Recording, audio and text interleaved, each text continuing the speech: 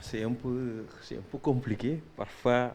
mu ngi dépendre ci maanaam yow ni nga bëgg a déggee yow ni nga bëgg a déggee li ngay def rek mais guitare bu nga xamante ne bi loxo moom la def moo gën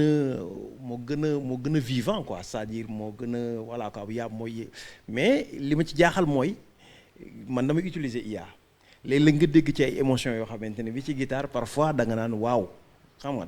da ngay foog ne machine la léeg-léeg mu yóbbu la foo xamante ne bi loxo mën na la faa yóbbu parfois boo ko bëggee reprendre c'est très compliqué donc foofu la danger bi nekk donc affaire la boo xamante ne bi daal vaut mieux ñun musiciens yi nañ ko dem uti ji comprendre ko nañ ko dem moo gën nga subir ko voilà c'est-à-dire nañ ko dem jéem a jàngat comprendre ko xool nan lañ koy jëriñoo ci suñu liggéey c'est-à-dire ñi muy ci tiital rek mooy nouvelle génération bi xam ne peut-être amuñu métier c'est-à-dire amoo jàngoo ba am benn base bi ci sa instrument sinon après da ngay am flemme jàng après voilà métier bi daf lay rëcc. mais ci nga xamante ne bi am na tuuti as ndëgër laay am fu mu wéeru mën na utiliser maanaam IA bi mu nekk ndollant pour moom. voilà c'est-à-dire xale yi daal bu ñu ciy jàng nañuy dem jàng d'abord instrument bi ba am ci maîtrise nga xam ne IA bi ndollant lay doon ci moom. daf lay dimbali. comprendre même ñun ñi nga xamante ne dañuy créer léegi-léegi nga jékki-jékki créer benn bout de morceau ba mu yàgg nga coincé yónnee ko IA bi mu dimbali la xam nga ñun ñëpp man li ma ci def IA bi mën naa liggéey naa ci album de ëpp na ko sax. waaw boobu ba léegi ba mu commencé ba léegi maa ngi ci. non c'est vrai il faut l'assumer wala nga bañ ko assumer quoi man je le fais. même le morceau damay ci def ay morceau mbalax yoo xam te su ma nee naa lii du IA la nga naan déedéet parce que man j'essaie de jéem a fexe ba dindi côté machine boobu c'est-à-dire dama koy pousser à ce que waaw ba pare su ma paree damay jël thème yi yokk ci ay finalement dootuñ xam lan mooy IA ak lan la loxo def. waaw mais il faut boole ñaar yëpp parce que looloo méngoog jamono c'est-à-dire bu ko bàyyee ko ne soo ko bàyyee mooy li ma la wax rek c'est-à-dire soo ko bàyyee ñeneen ñu utiliser rek après da nga koy subir yow bokkal rek ci coow li. Ngoné semble dire que il faut s'adapter donc dans ce cas.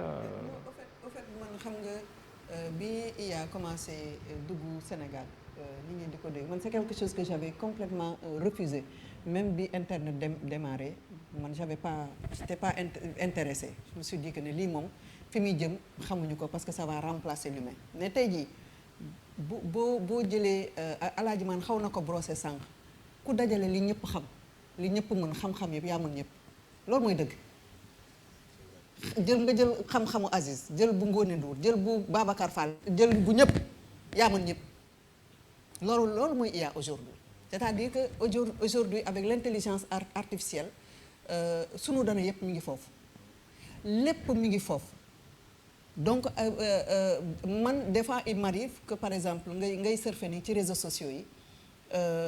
quand des fois les gens disent que IA bi des fois mënul am émotion bi kii bi man je dis que ne c'est faux des fois on tombe sur des chansons qui sont réalisées par l'intelligence artificielle où il y a de l'émotion. am na ay morceaux yoo def ak IA yoo produire IA non man au fait personnellement comme je suis dans les réseaux des fois su may poster dara j'essaye de trouver une chanson bu nga xam ne que ne ça me touche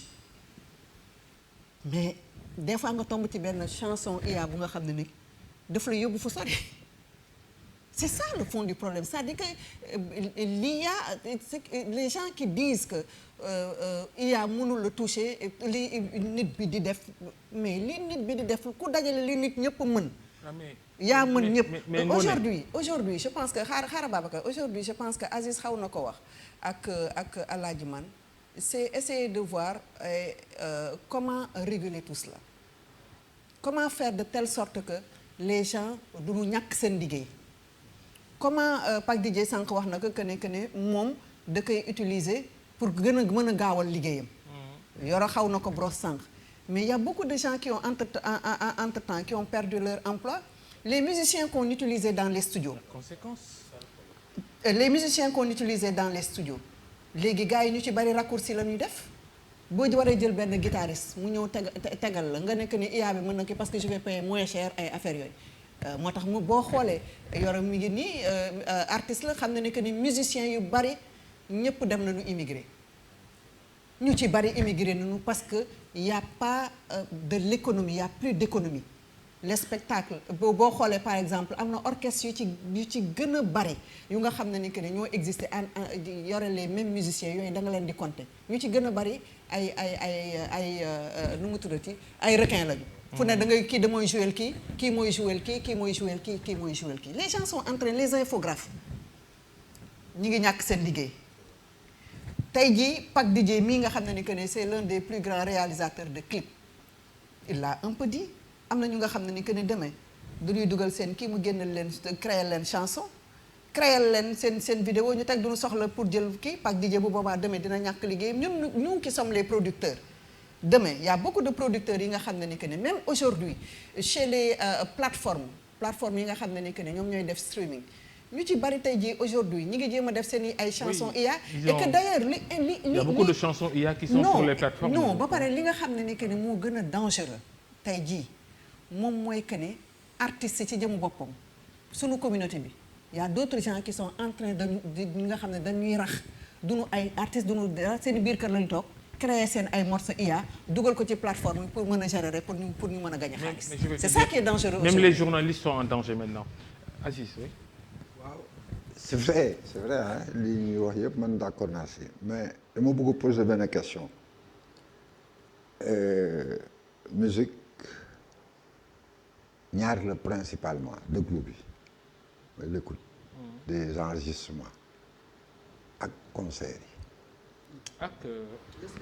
ak spectacle vivant est-ce que nit dina fay dem grand théâtre pour déglu ji IA non ah Youssou Ndour reprendre nañ ko IA déglu naa ko tu as vu c'est vrai neex na mais ki ko reprendre est-ce que nit dina fay pour seetaani ko dem grand théâtre fay ñu teg benn machine buy teg Youssou Ndour mais par contre est-ce que nit dina fay pour seetaani Youssou Ndour kenn ça veut dire que foofu l'homme live nii musique live musique vivante moo gën a fort IA mais am na beneen koom-koom mooy enregistrement bi kooku tamit xaalis bu bari la foofu lay gën a poser problème si tënk parce que suñu duggee si après droit d'auteur dafa nar a compliqué mais si tënk ñetti problème moo am premier problème mooy problème de consentement un grand C consentement Alaaji man expliqué na ko machine doo ñëw rek ne ko defal ma mbalax mu defal la mbalax c'est que machine boobu dañ ko sol ay mbalax dañ ko sol li olof di wax sol jël ay musique mbalax sol ko xam nga Ngoné donné na une définition excellente de l'intelligence artificielle kii boole yëpp xam-xamu ñëpp moo gën a fort benn nit yaa bi nga jox ko ay ordre mu créer la mbalax premier problème bi ko pose ñooñu dina jël pour sol ko est-ce que demander lañu autorisation ña ko moom est-ce que demander lañu autorisation ña ko moom problème de consentement premier C deuxième problème toujours si tënk deuxième C un problème de crédit nga dégg morceau IA xamuloo lan moo ko inspiré fan la jógee lan la utiliser lan la kii pourtant liggéeyu jàmbur la jël est-ce que c'est normal deuxième problème troisième C problème de compensation nga utiliser liggéeyu jàmbur si IA génne si lu neex uti si xaalis mais liggéey nit yi la permettre nga am xaalis boobu ñoom lu leen di fay du koy fay. C'est un problème. Je dis que tout le monde est en danger là maintenant. Tout le monde est en danger. Il y a des problèmes. Moi, je suis un optimiste. Moi, je me suis dit qu'on arrivera à régler le problème. dama sax am sax benn intuition. L'IA moo ni permettre suba ñu régler problème mu IA parce que déjà commencé na am ay application yoo xam ne dañuy xàmmee IA léegi. am na benn taux d'erreur bu bari. mais mi ngi commencé. ne la wóor na ne d'ici 1 an. d'ici 2 ans dina fekk juristes yu bari ñu ngi liggéey ci ay pays même ay États-Unis